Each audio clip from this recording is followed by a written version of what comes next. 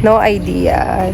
So, ayan, diba? Amaresa, Barangay Loma de Gato, Marilao, Bulacan. Okay. So, mag-ano tayo? Sales orientation sa ating new team member. Say hi ka naman dyan, Miss Irma. Ayan. So, siya na po yung magti-tripping sa inyo sa Amaresa, ha? Yan. Meet nyo na siya ngayon pa lang. So, eto. Ayan, entrance gate, diba? So, pag may client, dito kayo mag-meet and then tatanungin lang ni guard, 'di ba? Syempre, pag sinabi mo naman yung ano, pwedeng diyan mo lang siya i-meet malapit sa entrance gate. And then ito yung ating marketing office ni Amaresa. Number 1 kasi dito sa mga client, syempre bawal talaga dito mag-walk-in, very strict yung guard natin kasi meron ng community. So, bigyan natin sila ng overview kung ano yung Amaresa, Barangay Loma de Gato, Marilao, Bulacan. Meron siyang phase 1. Itong nakikita natin na to, phase 1 na to, hanggang dun yan. Meron na siyang mga nakatira. May mga ano na siya, homeowners, may mga nagpaayos na ng gate and fence nila. Ang ganda niya na talaga sa loob. Tapos meron tayong very small extension niya, si phase 2 yung tawag natin doon. Actually, yung phase 1 sold out na siya. Ang natitira na lang, very few na Amara expanded, yung ready for occupancy. So, parang within 6 months makakalipat na, 3 to 6 months. Tapos, sa phase 2 naman, nakita ko ngayon sa map, nag-iisa naman na Amara expanded, pre-selling, pero isa na lang. So, ganoon na lang talaga yung inventory. So, halos wala na siya. So, kung parang ang Amaresa, phase 1, is ideal sa mga nagmamadali. Sa mga gusto nang makalipat agad, meron tayong very few units. Pero, mataas na rin yung down payment nun kasi cash na. O kaya 3 to 6 months mo na lang babayaran. And then, dito banda, itatayo yung ating, dito kasi magkakaroon ng amenity, swimming pool, complete amenities siya. So, magkaka-amenities tayo dyan. And then, dyan din banda, after nung amenity area, itatayo yung ating phase 3 na tinatawag. Dahil na sold out, na almost sold out na si phase 1 and phase 2, ang phase 3 natin na ilo-launch ay 100 lang yung units. So, wala pa siyang mapa. Actually, ano pa lang siya, letter of intent or LOI or line-up pa lang. Pag may client tayo, kailangan, ano kasi dito, paunahan. So, dahil si Amaresa kasi, it's already a brand. Marami na siyang, hindi lang to yung nag-iisang Amaresa. Meron sa Francisco Homes, meron sa Muzon, San Jose del Monte. So, marami na siyang existing subdivision. Kilala na siya. At yung phase 3 na yan, paunahan lang talaga doon. Yung mga naka-line up, parang ano sila, priority na makapili. So, for example, ano, yung nag-reserve na yun. Oo. So, yun yung mga magla-line up. Pag nag-tripping tayo dito ng client, tapos gusto nila eto, kasi 4 na model yung pwedeng pagpilian. Itong si Aria Prime. Ito yung gusto nila. Wala na to sa phase 1, wala na to sa phase 2.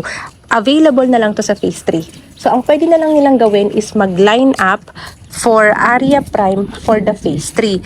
At very crucial siya kasi nga, konti lang yung slots ng phase 3 tapos paunahan pa and then ang dami nang naka-line up. Parang ano to ano talaga siya, paunahan talaga siya. First come, first serve lang siya.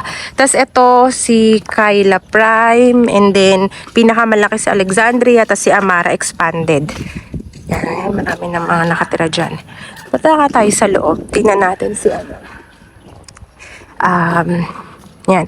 Tapos, bago natin sila i-schedule ng tripping is make sure natin na nasenda na natin sila ng sample computation. Yung sample computation na yan, for example, si Aria Prime yan, sa phase 3, sample computation lang siya. Yung actual total contract price is, malalaman lang natin yun pag nakapili na sila ng actual block and lot. Kasi syempre, kung corner yung napili nila, iba-iba kasi yung price per slot. So, ganun siya. So, at least meron lang silang idea. Ito yung price kasi baka mamaya ito yung minimum TCP yan, katulad yan sa screen. Tapos ayun pala ang budget lang pala ni client 3 million or 5 million less, so hindi na pala siya pasok o kaya yung income niya hindi pala pasok, so parang nasayang lang yung time niya. So important na aware na sila sa sample computation, sa price ni Amaresa at sa required income kasi may required income talaga. At saka bank financing lang very strictly. Wala siyang pag-ibig. Bank or cash. Oo, bank or cash lang. So, ayan. Meron tayong showroom dito. Ito yung sa map. Ito, mamo. Yan. Dito tayo pumasok kanina sa entrance gate. Yan.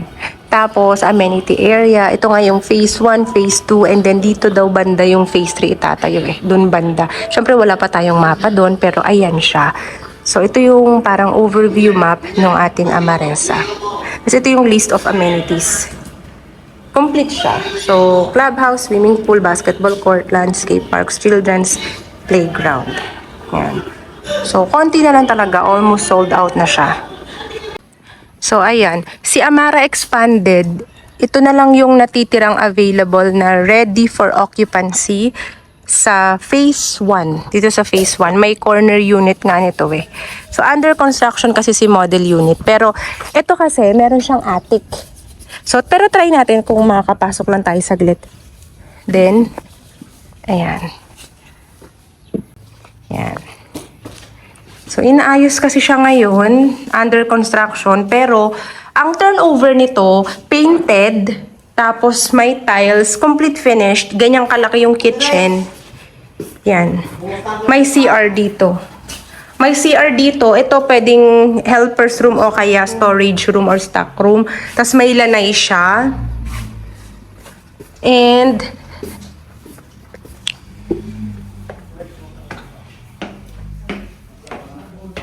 second floor, ay inaayos talaga siya eh. Pero yun nga, 3 to 4 bedrooms. Hindi ko lang maano lahat. Sorry po. Yung master's bedroom nito may CR sa loob. Tapos ayun yung attic niya sa taas. Ito yata medyo painted. Ito yung ano. Hindi, attic siya. Nagmumukhang third floor pero attic. Ito yung signature balcony niya. Tsaka itong balcony niya, ang kadalasan talaga ito, papalagyan mo ng roof. Ah, ito nga, nagpa-roof na oh, ang ganda. So, ayan, di ba? Oo, pina-roof na nila. Kasi dito, pwede ka ditong inflatable pool, barbecue party. Sobrang laki kasi nung ano niya. Sobrang laki at saka sobrang luwag ng balcony. Maganda yung ambience ni Amaresa, no? Tsaka yung color combination ng mga bahay, actually, masarap siya sa mata. Yan. At least meron kang options. In terms of price range nga, 6 million to 10 million. Pinakamura na nila yung nasa 6 million na total contract price. So, ayun siya. Tapos dito, very basic lang naman yung requirements, 'di ba? Proof of income, proof of billing, 2 valid IDs, birth or marriage certificate, yun. Yun lang naman ang requirements natin dito. So, kukontakin lang nila tayo sa Viber, WhatsApp, yan. Pag may other questions, details, or pag gusto magpa-tripping at least 1 to 2 days before. So, ganun siya. So, Amaresa. There you go. Ayun pa dito. Just like and subscribe.